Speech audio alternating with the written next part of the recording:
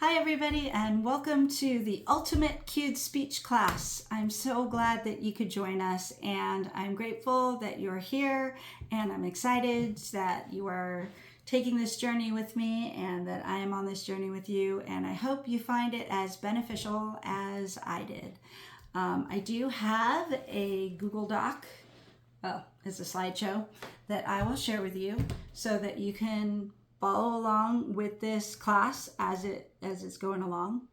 And if you didn't make it to the class last night, don't worry, because everything we talked about last night we will talk about in this video.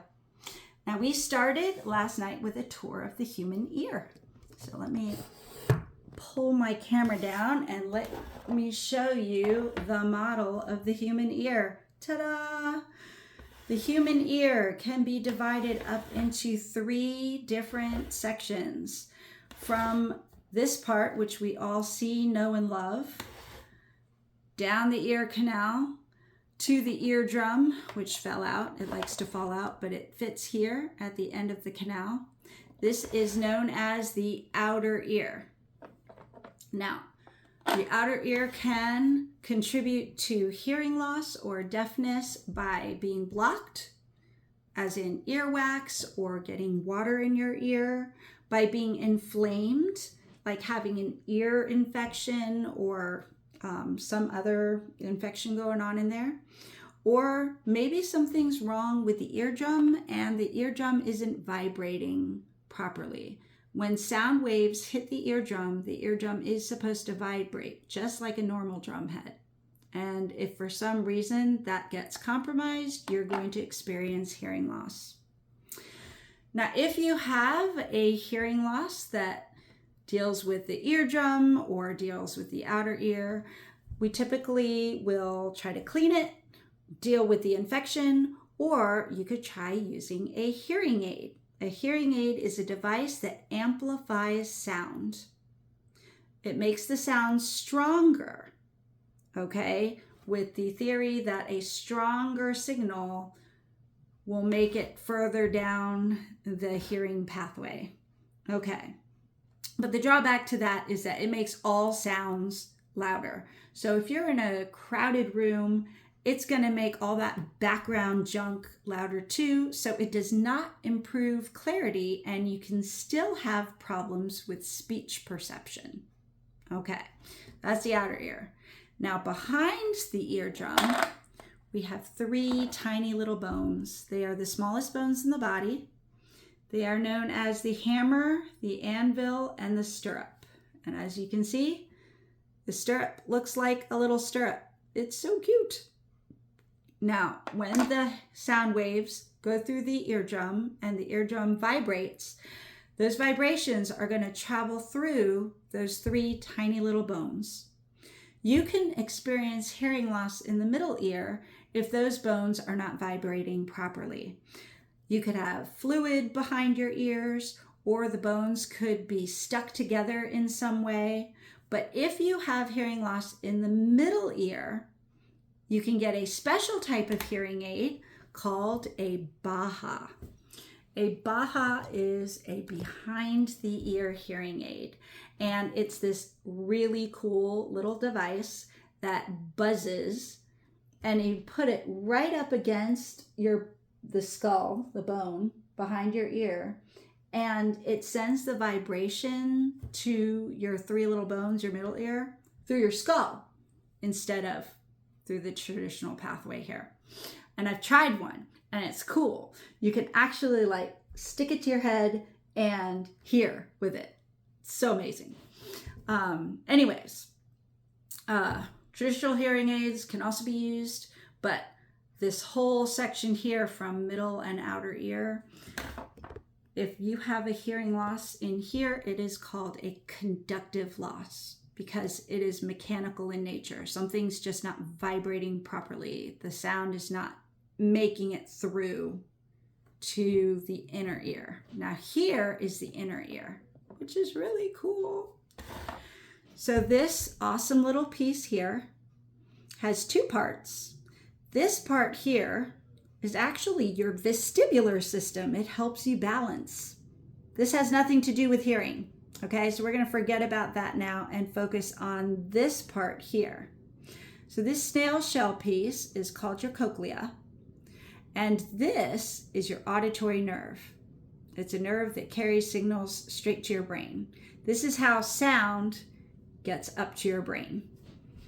Okay, so inside the cochlea, you have teeny tiny little cells that are suspended in fluid.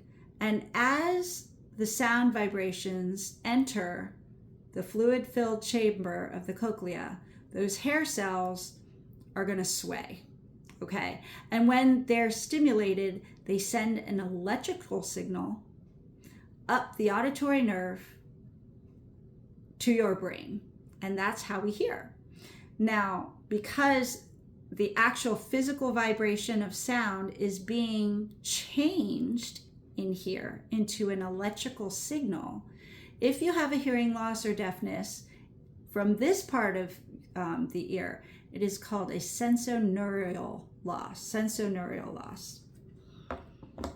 If you have a damaged cochlea, then you can get a device called a cochlear implant. A cochlear implant works by picking up sounds through a microphone and then making them into an electrical signal, bypassing all of this, okay, and just giving you the electrical signal directly into your cochlea, okay? Now, this does not compare to natural hearing, okay? In a normal hearing person, the cochlea is a snail shell, but going from the outside of the snail shell around the curves into the center, you've got low to high frequency or high to low frequency. But the frequencies of sound that you hear depend on which part of your snail shell is being stimulated. Okay, now we hear the whole range. Okay, if you have a cochlear implant, you get a small thin wire inserted into the snail shell. Okay, and along that wire there are electrodes, and the electrodes correspond to different frequencies, but they don't hit all your frequencies. They only hit frequencies at specific intervals. And those intervals are really geared toward speech sounds and speech frequencies. So there's a lot of focus on getting a deaf person to hear people speaking, because that's the whole point, right? Communication. And because of that, cochlear implants do not do a very good job of hearing the wide range of other sounds. Okay, so if you have a hearing aid, it amplifies everything and you lose clarity. Okay, if you have a middle ear hearing loss, the sound that's coming in through there, I don't know, it kind of like a hearing aid, it just amplifies everything, or it's just not the same going through your skull as how it should be through your ear. So it's not natural hearing. It's not comparable to normal hearing. And people with BAHAs struggle just as much as any other form of hearing tech user. If you have a cochlear implant, you actually have to learn how to use that, okay? And it's not gonna work all the time. It's not gonna pick up everything. Even somebody who has like the perfect structural stuff going on in their ear, they might not hear certain sounds. So there are drawbacks to every type of hearing tech that's available. And that's why it is good for somebody who is deaf or hard of hearing to have a backup communication mode. And we will be learning about cued speech. Yay! Okay. If you have any questions about that, let me know. But if you are thinking about becoming a CLT later, that will be on your test. So take notes and remember the different parts of the ear and what they do, and remember the different types of hearing tech that people could potentially use. Anyway, welcome to the official cued speech class. Yay! Okay, so cued speech. Learn it, live it, love it. Yay! Okay, the official definition of cued speech. Cued speech is a visual mode of communication in which mouth movements of speech combine with the cues to make the sounds or phonemes of traditional spoken languages look different. Where is it? Yeah, they look different. Cueing allows users who are deaf, hard of hearing, or who have language and communication disorders to access the basic fundamental properties of spoken languages through the use of vision. Basically, what that means is that you hear with your eyes. Okay? So all the stuff hearing people are hearing in speech, all the different little sounds of speech known as phonemes, instead of coming in through your ears, they're coming in through your eyes. So you can see what you say. It's pretty cool. Okay. Second slide. Every language is made of a set of sounds called phonemes. Some sounds look alike on the mouth, and some sounds are invisible. Okay. Did you know that lip reading is only about 30 or 40% accurate? Even the best lip readers can only get about 30 to 40% through lip reading alone, no context. That's pretty bad. Because when we're speaking, a lot of the sounds that we make are made on mouth shapes that are ambiguous. Okay, like for example, and b. My lips come together for both. So if I'm deaf, and b look the same. Okay, so you have ambiguous mouth shapes. Some sounds are invisible on your mouth. So there are sounds that are made in the back of the throat, like g, k. These sounds, we have no idea. There are other sounds too that you just don't see them very well. So a deaf person might not even be aware that they're there. Okay, so cued speech clearly shows every sound, and it also makes every sound distinguishable. So sounds that look alike on the mouth look different on your hand. And sounds that you can't see on the mouth, you can see them on your hand. So they give you visual access to every single sound you say. You miss nothing. Lip reading is 100%.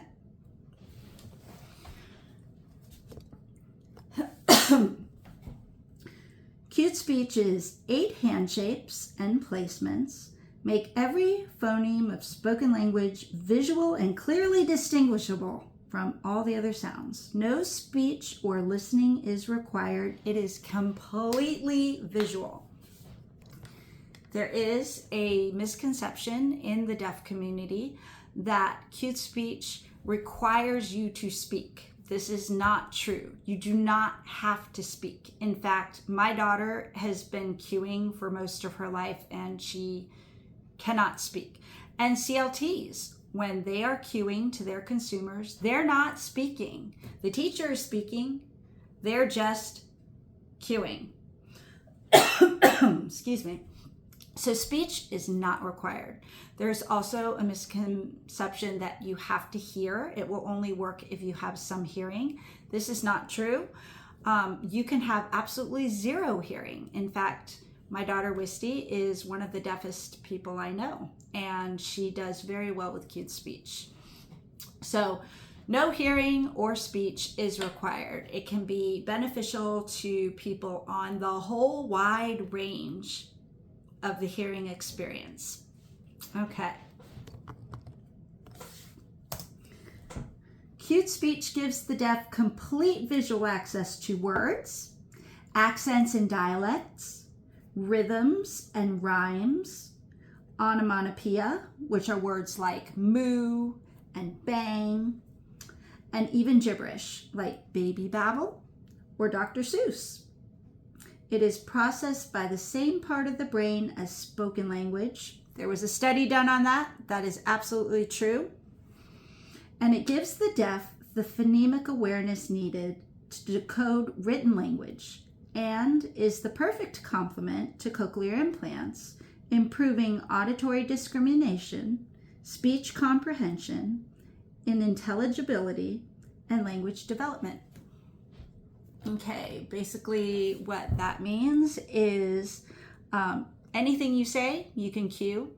It's not just words, but it's all the other wonderful things about language, accents and dialects. I can cue in a Southern accent. I can show a British accent. The cued speech system we will be learning is American cued speech. So if I were to cue a different language using the American cued speech system, I would actually be cueing that language with an American accent. That is so cool. You can cue gibberish and baby babble. Like I can literally say ba ba ba, goo goo, gaga, everything. Jabberwocky. I can cue anything I say. It doesn't have to make sense. I don't even have to understand it. We'll get into that. Anyways, it is processed by the same part of the brain. So you have a visual cortex and you have an auditory cortex and you have the language center of your brain.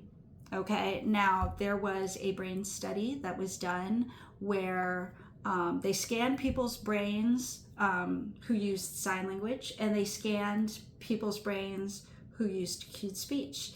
And they showed that the people who used sign language had like major activity going on in the visual cortex, which makes absolute sense. Okay, and the language center was lighting up a little bit, but it was like mostly visual.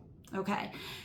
In the cued speech users, their auditory cortex was being stimulated as if they were being exposed to natural speech. It was incredible, and I can't pretend to understand how that works, but I do have the actual pictures of the brain scans of people.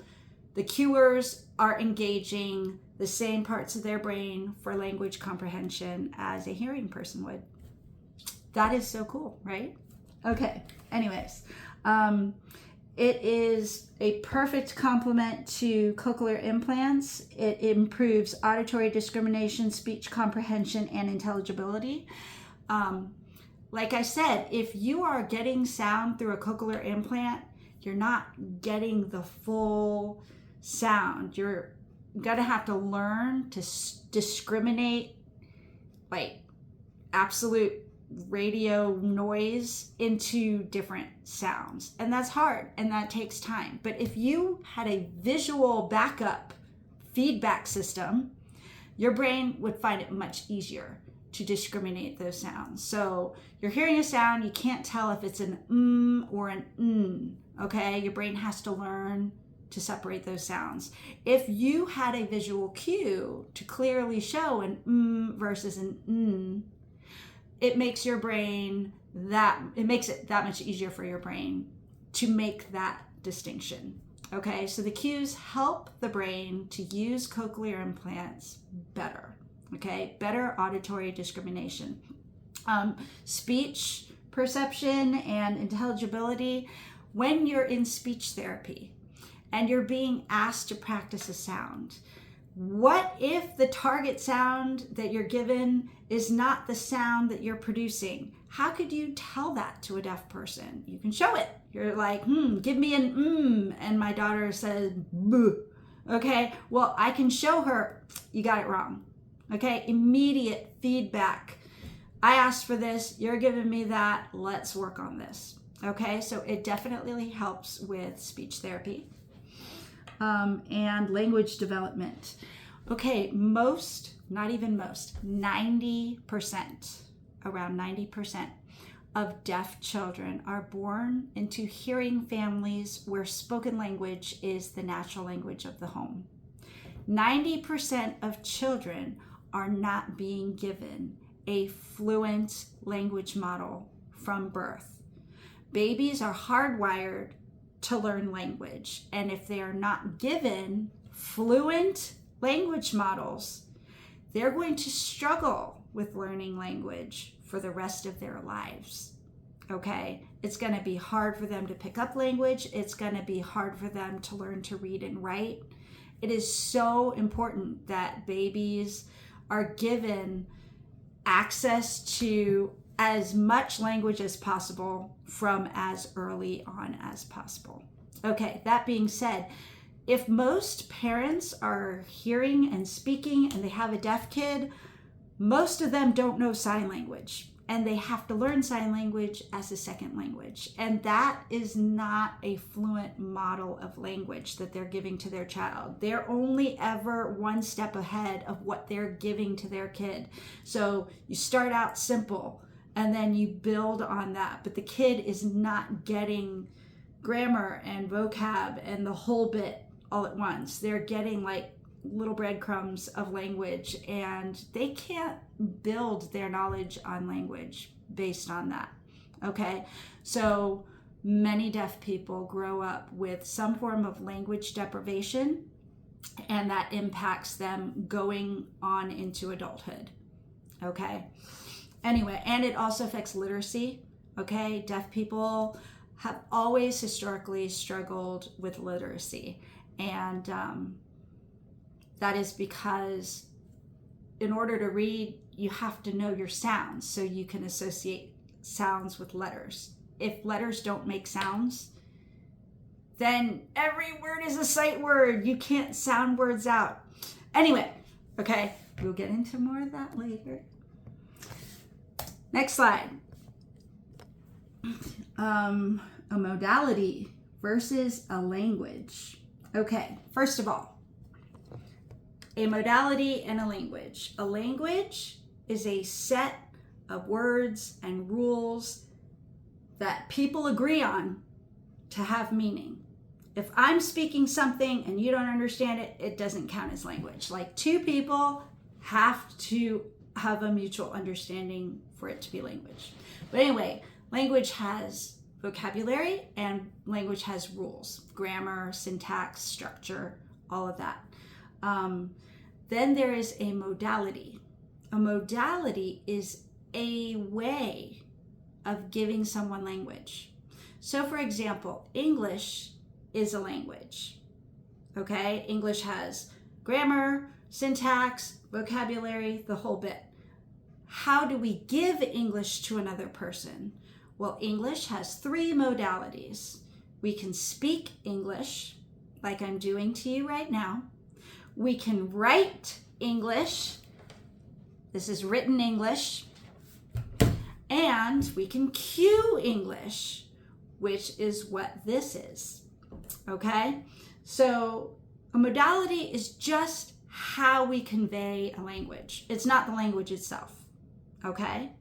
Now, ASL, or American Sign Language, is also a language. It is the language and identity of the deaf culture. It's been around for a very long time. In America, we had Gallaudet, or the guy who was with Gallaudet. I don't know. Okay, so in America, we went over to France. And they had a sign system in France that was so cool and it worked really well. So we went over to France to learn their system, and then they came back here to start American Sign Language. So American Sign Language has a grammar structure that is actually more like French than it is English. So we're already working at a huge gap there. But anyway, language versus modality. ASL, English, Chinese, those are languages. Modalities are just a way to convey language. Speech, cues, reading and writing. Okay? So, just very quickly, cued speech is a modality. English and ASL are languages. English can be spoken, written, and cued. ASL only has one modality. ASL can only be signed. ASL cannot be spoken, and it cannot be written or read. So ASL only has one modality, which means that for a deaf signer to read and write, they have to learn English as a second language. And English is hard. Okay. Here's a quick comparison of cute speech versus sign language, modality versus a complete language. Cute speech is transliterated and sign language is translated. So basically what that means is transliteration is when you go from one modality of a language to another modality of the same language. So I'm speaking English and you're writing what I'm saying, or I'm reading out loud. I'm speaking what I'm reading, or I'm cueing what I'm speaking. Okay, so the language stays the same and it's just changing form within that language. Okay, and I don't have to have any understanding of that language in order to transliterate it. I just literally hear something and I cue it. I don't have to understand it. Now with ASL, it's translated, meaning you take one language, which is a given spoken language, and then you change it into another language, which is ASL. Okay, so if the speaker is speaking English, Chinese, Hindi, whatever, that would all get changed into ASL. So an ASL interpreter would have to understand the first language and then be able to change it into the second language, which requires the ASL interpreter to be fluent in both languages. Because if you don't understand what the speaker is saying, how can you then sign it? Or if I can understand what the speaker is saying, but I don't know how to sign it, then something is lost in translation. Okay, so transliteration versus translation. Okay, going back to the chart, English has around 30,000 words, and that is just the basic working vocabulary of an average person. Okay, and cute speech uses only 40 phonemes. So you can cue every single word in the English language and so much more with just 40 cues. Okay, and those 40 cues come from the combination of 8 hand shapes and 8 placements. With 8 hand shapes and 8 placements, it's kind of comparable to learning how to play a music instrument and reading music. You know, there are 8 notes on a scale. But with those 8 notes, you could play chopsticks or you could play Mozart, right? It's just the combination of those 8. And that's all you have to know to cue everything in any spoken language. Now, in ASL, they have about 10,000 signs in their working vocabulary. And they make up for that sheer lack of signs versus words by doing a lot of finger spelling. And there are just some things you can't sign. It is very difficult to. Another thing that ASL users run into because of the gap in the vocabulary is that when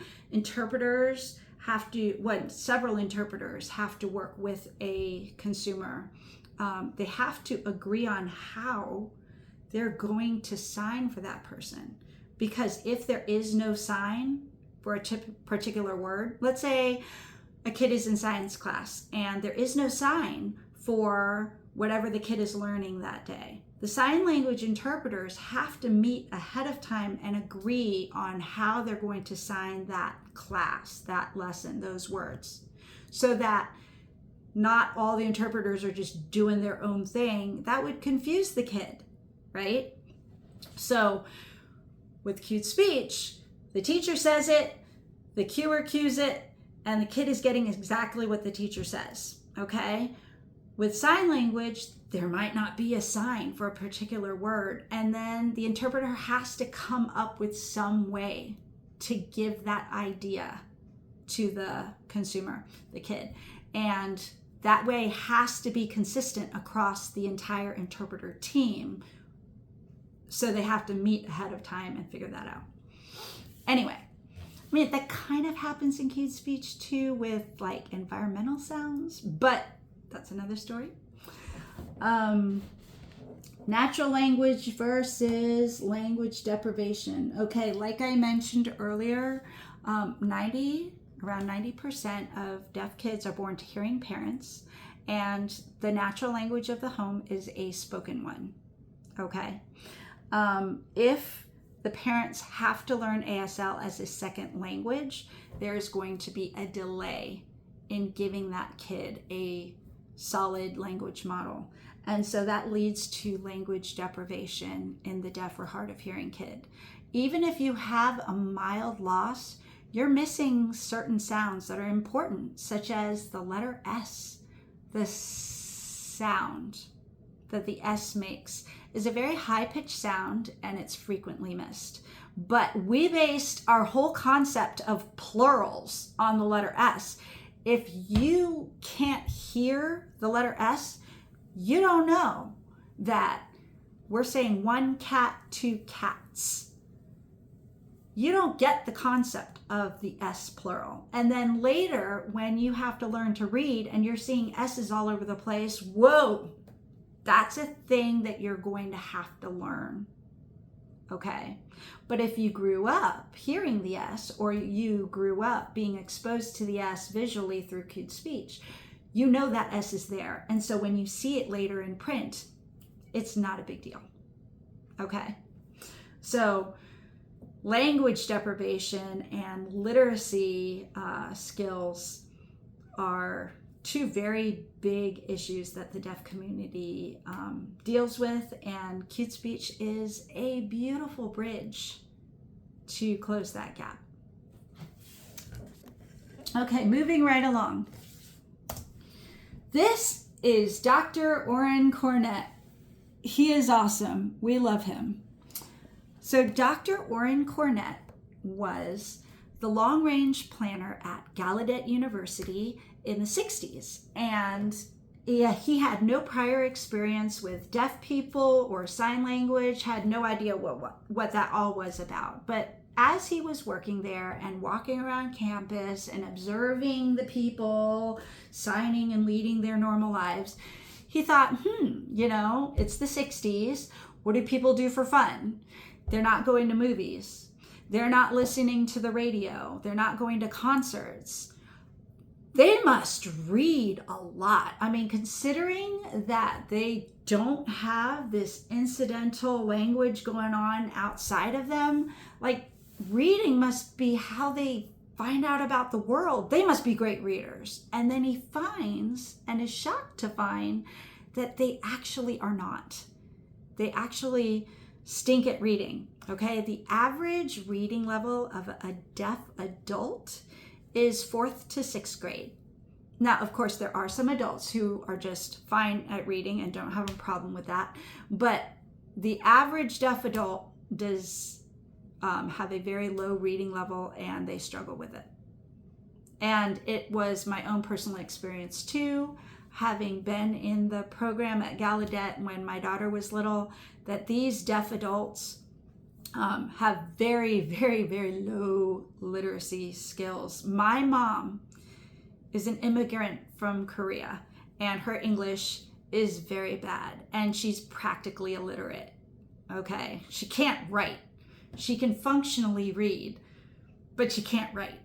Okay, and these adults that grew up in America and graduated from college had literacy skills that were comparable to my mom's. And that was mind-blowing to me. Okay, so I can tell you from my own personal experience that this is a thing. Deaf people actually really do struggle with reading and writing. Okay, so Dr. Cornett said, how can I fix this? I need a way to give deaf people all the phonemes of spoken language so that they can, one, acquire spoken language naturally through exposure, like a hearing person would, and have that bank of phonemes in their head so that later, when they're learning to read, letters make sense. So that is how cute speech was invented. Dr. Cornett was able to take all the sounds of spoken language and make them visual so that later deaf people would be able to associate sounds with letters. Yay! And they also acquire language naturally. Okay, so yay, Dr. Cornett. We love Dr. Cornett. Language and literacy. All spoken languages are made up of phonemes. We did that before. But phonemes are the individual sounds used in words. Changing a single phoneme can change the meaning of a word. For example, cat versus car. By changing the T to an R, you change the whole word. Another one is cat versus cats. Like I said before, adding an S changes it from a singular to a plural. Or in smile versus mile, by losing the S, I change the word. Okay, so phonemes are very important because each sound counts when it comes to language. Phonemic awareness is another vocab word that you should know, and it is the ability to identify sounds and manipulate the sounds. When you're teaching a young child to read, you probably remember, if you have kids or have worked with kids, that, okay, I'm going to give you map. Now let's take that first M and change it. Let's put a C there. What do you get? Cap. So you're breaking apart a word into its individual sounds, and then you're changing them to make new words. And that is a very, very, very important pre-reading skill. Okay? Anyway, Cute Speech gives you access to phonemes, and so then you can have phonological awareness. Okay. Phonics is the method of teaching literacy by correlating spoken sounds, the phonemes, with letters, which are officially known as graphemes. The average deaf adult reads at a 4th to 6th grade level because if you can't hear, you can't use phonics. All words are sight words. English is hard, even if you can hear. So it's even harder if you can't hear because the English can't spell. Okay, let me tell you a story about English. No, I will tell this story later. It's a funny one. Okay, I'll tell you the story about English later. Anyways, Cute Speech addresses language deprivation and literacy skills, and deaf cuers actually read at the same level as their hearing peers. And this was a study that was done and is a very famous one in the Cute Speech world, that deaf cuers can read as well as their hearing peers. It's like mind-blowing. In the deaf community, some deaf people will only use Cute Speech as a reading tool, if nothing else. Okay? But yeah, there is documented benefit of using Cute Speech to teach deaf people to read. Okay, anyway, moving right along. Cute Speech is the system, which is hand shapes and placements. Cued language is any spoken language that is cued, okay, communicated in Cute Speech. Now, currently, there are 65 languages around the world that have cued systems, adapted to include sounds unique to each one. Okay, for example, French has sounds that American English does not. So they have cues that the American system does not. Chinese is a tonal language. So in changing the inflection of a word, changes the meaning of a word. So the cues in Chinese Cute Speech reflect that, and we don't have that in American English. But anyways, yes, we're going to be using the American Cute Speech system because we're in America. Okay, but there are other cued systems with slightly different cues. And that's because they have slightly different sounds. Isn't that cool? I think that's cool. Anyway, a cued language transliterator, or a CLT, is the person who receives the spoken message and conveys it to the consumer. Okay, so the deaf person is the consumer. The person cueing to that person is the CLT. And they are cueing a source of sound, a speaker, a teacher, or a dog. Okay, they are cueing the sounds. So sound comes in, the CLT cues it, and the consumer receives it. The language stays the same, only the modality changes and nothing is lost in translation. Oh, there. Never mind. Okay, what does a CLT do? The CLT follows a code of conduct with 8 tenets because cued speech loves the number 8. Okay, really quickly, we will go through the 8 tenets, but we will go through these more and way more in depth later when we get to the CLT training part of the class. But really quickly, the first tenet is facilitate communication for deaf and hard of hearing consumers. That just means cueing the message, cueing what people are saying. Number 2 is provide sound-based environmental information. Cued speech is very cool because it's not just language that we're cueing. We can cue all of the sounds in the environment insofar as you would be able to say them. Okay, so if a phone is ringing, I don't have to say, hey, the phone is ringing. I could just cue, ring, ring, and the deaf person would know, oh, the phone is ringing. This is very useful in a mainstream environment where we value equal access, because instead of telling a deaf person that something is happening, you're giving them the sound information firsthand, and they have the opportunity to react to that the same as their hearing peers. Okay, so for example, when I was a CLT, there was some construction going on outside in the hallway, right outside the classroom door. And everybody else in the classroom kept pausing and like looking over to the door, but they really weren't saying anything. But it was obvious that they were distracted because there was this constant like hammering, tap, tap, tap, tap, tap, like just constantly going. And everybody was distracted and they kept looking up. Right now, me as a good CLT, I'm sitting there and I'm going tap, tap, tap, tap, tap, tap, tap, tap, tap, tap, tap, tap, tap, tap, tap. Okay, I'm showing that there is this sound coming from over there. Okay, my deaf consumer looks up, sees that there is this sound.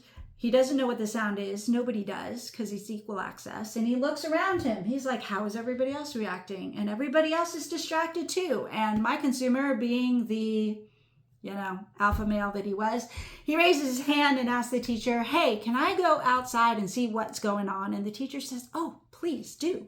And he sees this maintenance guy working on the door outside their classroom that goes outside the building. And he says, Miss Williams, this guy is hammering out there. It's really distracting. And Miss Williams is like, oh, is that what's going on? I didn't know what was going on. I should call the front office and tell them to make him stop because obviously it's very distracting. So instead of telling my student, there's a sound coming from outside, but I don't know what it is, I was able to give him the sound and he was able to wonder what it was, just like everybody else. He was distracted, just like everybody else, because I was doing that thing and he kept looking up, what are you doing? Obviously there's a sound, it's distracting. And he was able to advocate for himself and for the rest of his class. And it was awesome and it was really cool. There are other examples. Let's say somebody behind you sneezes. Okay, and the deaf kid does not hear the sneeze, But the deaf kid looks up and everybody's like turning around. He's like, I don't know why everybody in the class is turning around. So he's turning around. He doesn't see anything because he's missed the sneeze. Okay. But then let's say you sign, everybody's saying, God bless you. Like, why is everybody saying God bless you? Okay. If you cued the sneeze to him, achoo, then he would know, oh, somebody was, that's why everybody's turning around. I will turn around, tell the kid, God bless you. And then he has an equal opportunity to respond to his environment, the same as his hearing peers. Okay, equal access. It's all awesome. We love equal access. Okay, anyway, moving right along.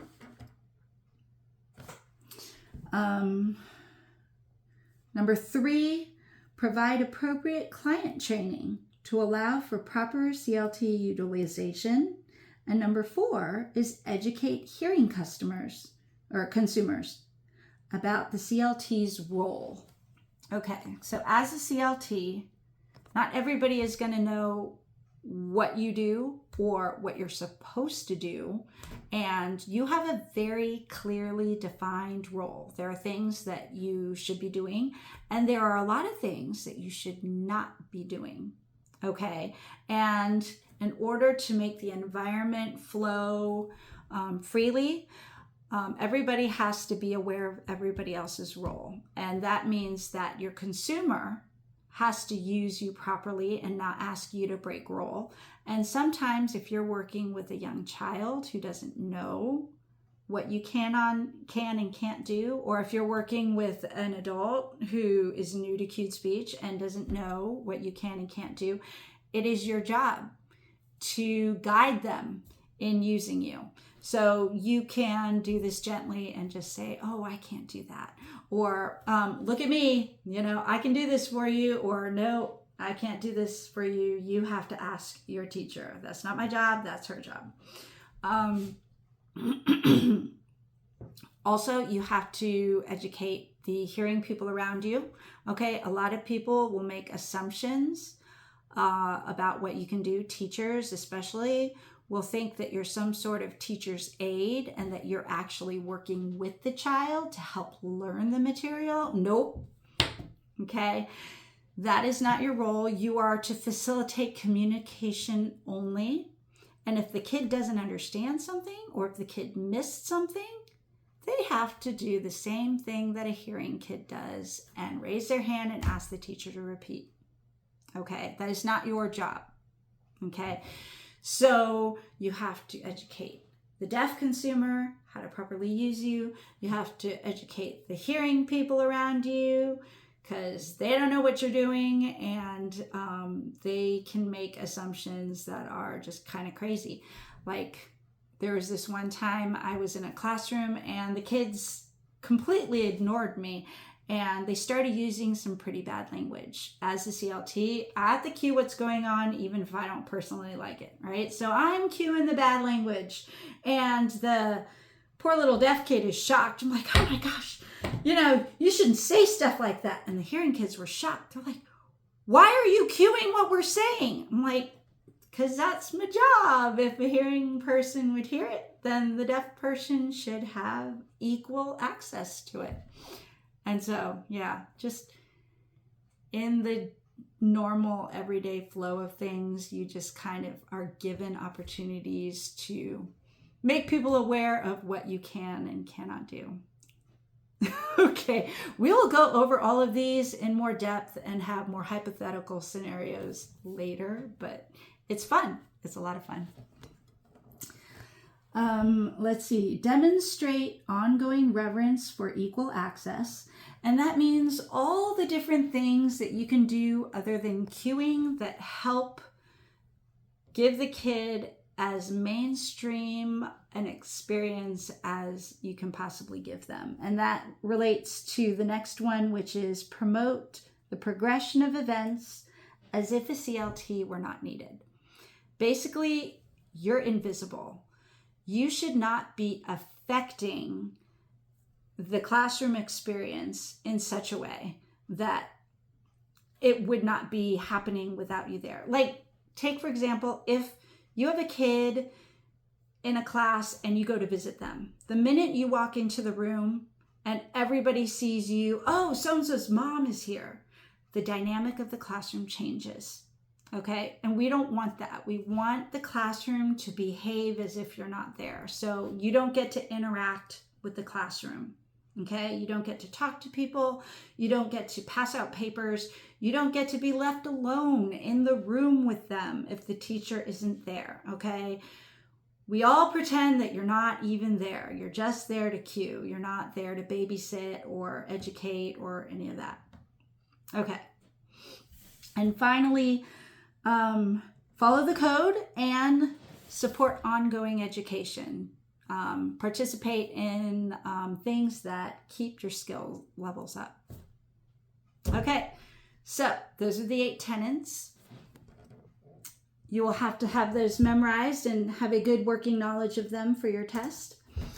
CLT skills that go beyond actually cueing. There are different ways to cue, and one of them is verbatim cueing. This is the goal. Verbatim cueing is actually cueing everything that's being said as it's said. Okay? You will not be verbatim cueing your first year of cueing. Okay? That's fine.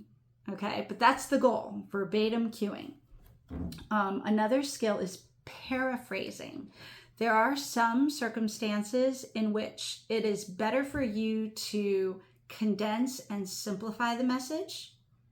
Either you're not at verbatim level yet, but you still need to get the message across, so you can paraphrase in order to get the message across. Or you have a consumer who is new to cueing and they are not reading at verbatim level yet. So even if you could give them verbatim level cueing, you wouldn't, because they can't read it all yet. So you would be cueing at their level, which means some people need simplification and condensation. Another skill is auditory environmental stimuli, or AES, and that is cueing all the stuff around that isn't words. Cueing background noises, cueing dogs barking, planes going by, the lawnmower, all the sounds going around. That's important. Cueing a fire alarm, that's important. Cueing somebody like dropping something heavy behind you, that's important. There are a lot of different things that go on in a classroom that don't directly relate to speech, and having access to them gives the deaf person a mainstream experience. If a hearing person would hear it, you should cue it. There is multi-speaker cueing. So cued speech was made for one hand because it was invented for a mom to be able to cue to her baby, or for a teacher to teach and still do her thing on the chalkboard. Okay, so cued speech can be done on one hand, either hand, but you can use 2 hands at the same time to show multi-people speaking or a crowd speaking. So there are different ways to do this, but like you can designate speakers for each hand, or you can point and say, this is Bobby, this is the teacher, this is Sue, okay? Or if a crowd is saying something in unison, you can cue with 2 hands and show that like everybody's saying it. Okay, there's a lot of cool tricks that you can use to show multiple people talking. And voicing. Voicing is a skill that some deaf consumers require, but most don't. So don't get too scared if you suck at it, because that is actually the common experience. Voicing is actually done by a different part of your brain, so it will take a whole other thing of practice to get used to it, and we'll do it, okay? But voicing is when the deaf consumer cannot speak clearly enough for themselves to be understood, so they will cue to you. You will read them, and then you will say what they're cueing. So you will be their voice. Now, my daughter is one of those people who needs voicing services. And it took me a long time to be able to voice for my daughter and read my daughter. But it can happen. So, and then finally, transphonation. Okay, so transphonation versus transliteration. Transliteration is word for word. So when I cue, I'm cueing at the word level, and I'm cueing like words. Okay, so I know the words and I'm giving you the words. But what if I don't know what the words are? What if I'm hearing something and it's gibberish or a foreign language or word I've never heard before? What do I do if I can't cue the word? Well, I'm literally cueing just pure sound at that point. I'm cueing to you whatever I hear, and it's not at the word level anymore, it's at the phoneme level, and that is transphonation. Okay, that is cueing at the phoneme level. So for example, if somebody was speaking Spanish, and I don't know Spanish, okay, and they said, hola, let's assume I don't know what hola means. I don't have to know what hola means, okay? I can still cue it, but I'm literally cueing the sounds I hear. I'm not cueing hola, okay, as the word. So I was like, hola? I don't know what that means, but hopefully you know what that means, right? Okay, so that's transliteration at word level versus transphonation, which is sound level. And that's it. That is basically what a CLT does. I mean, those are all the skills you have to know.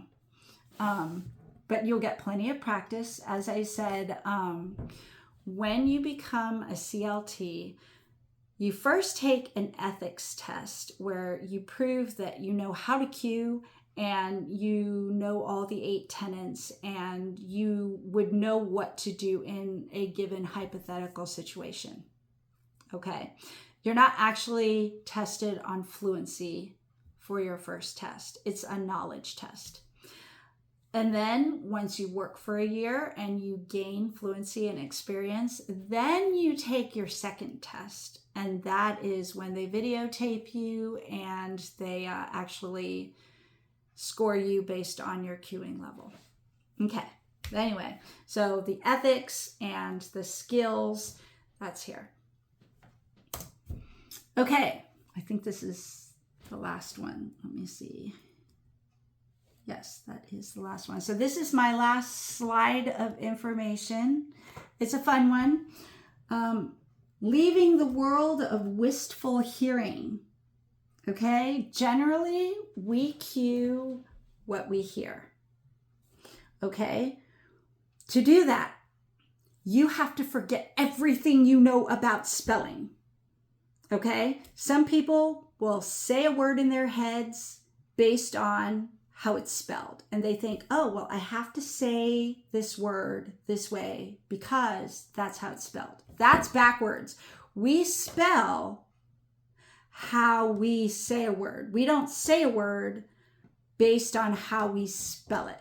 Okay, speaking comes first, spelling comes later.